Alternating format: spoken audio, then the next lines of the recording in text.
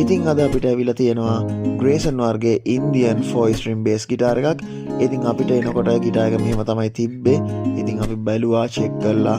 කස්ටමර්ගේ request එක අනුව අපි මේකේ වැඩ පටන් ගත්තා. ඉතින් පාර්ට් එකෙන් පාර්ට් එක ගලවලා ඉලෙක්ට්‍රොනික පාර්ට් ඉඳලා චෙක් කරන්න පටන් ගත්තා. ඉතින් ඒවලත් පොඩි අඩුපාඩු තිබ්බා.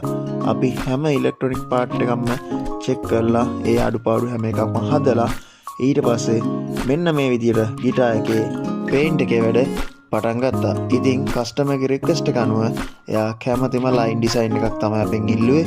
ඉතින් අපි බ්ලූ කලර් එකයි yellow කලර් එකයි මික්ස් කරලා ගිටාර එකේ පේන්ට් එක මෙන්න මේ විදියට ඩිසයින් කරගත්තා. ඉතින් අපි බලමු ගිටාර එකේ ෆයිනල් ලුක් එක කොහොමද කියලා. ඉතින් ඕගලන්ටත් ඕගලන්ගේ ගිටාර එක පේන්ට් කරගන්න ඕන නම් ඩොක්ටර් මියුසික් එකට අරන් එන්න.